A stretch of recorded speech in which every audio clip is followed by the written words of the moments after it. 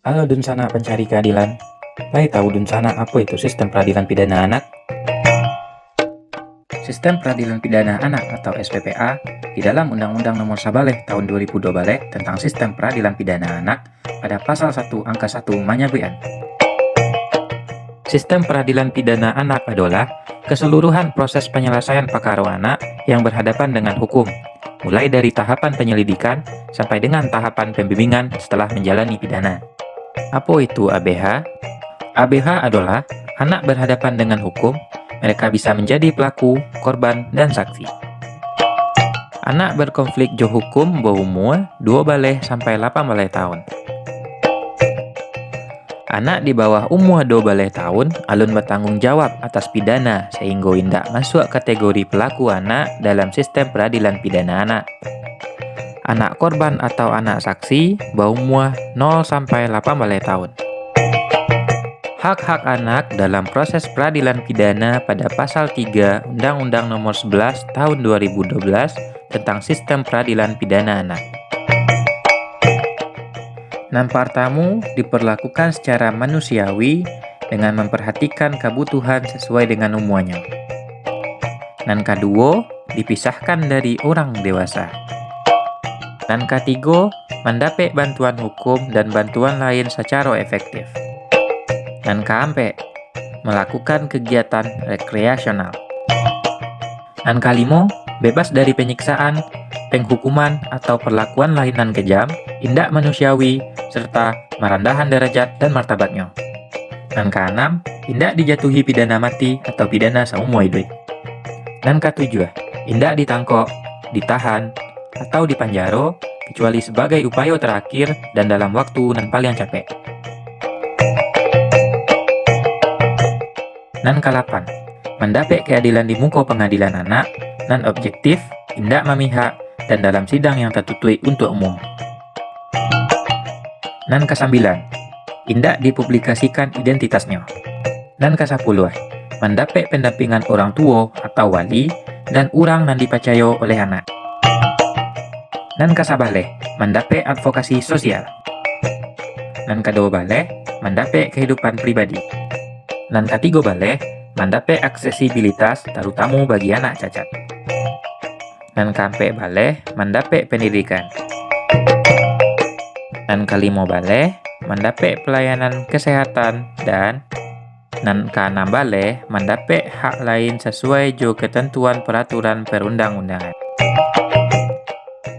Diversi dalam sistem peradilan pidana anak. Sistem peradilan pidana anak wajib mengutamakan pendekatan keadilan restoratif, yaitu penyelesaian perkara tindak pidana dengan melibatkan pelaku, korban, keluarga pelaku atau korban, dan pihak lain yang terkait untuk bersama-sama mencari penyelesaian yang adil dengan menekankan pemulihan balik pada keadaan semula dan bukan pembalihan dengan magiah kepastian hukum atas penyelesaian perkara pidana anak di luar pengadilan melalui diversi. Diversi adalah pengalihan penyelesaian perkara dari proses peradilan ke proses di luar peradilan pidana. Tujuan diversi antara lain mencapai perdamaian antara korban dan anak, penyelesaian perkara anak di luar proses peradilan, menghindari anak dari perampasan kemerdekaan, mendorong masyarakat untuk berpartisipasi, serta menanamkan rasa tanggung jawab kepada anak. Syarat diversi. Yang pertama, tindak pidana yang dilakukan oleh anak umur 12 tahun ke atas dan diancam dengan pidana penjara di bawah 7 tahun dan bukan merupakan pengulangan tindak pidana. Dalam proses persidangan, anak berkonflik jo hukum wajib didampingi penasihat hukum dan pembimbing kemasyarakatan. Pada proses persidangan perkara anak, baik hakim, panitera pengganti, jaksa penuntut umum, dan penasihat hukum indak memakai pakaian kebesarannya atau indak pakai topi. Anak disidangkan dalam ruang sidang khusus anak dengan ruang tunggu sidang anak berpisah dari ruang tunggu sidang orang dewasa. Waktu sidang anak didahulukan dari waktu sidang orang dewasa. Tahapan sidang anak. Nampak tamu, setelah hakim membuka persidangan dan menyatakan sidang tertutup untuk umum, anak dipanggil masuk jo orang tua atau wali, advokat atau pemberi bantuan hukum lainnya, dan pembimbing kemasyarakatan. Setelah melakukan verifikasi identitas anak, hakim memerintahkan penuntut umum untuk membacakan surat dakwaan.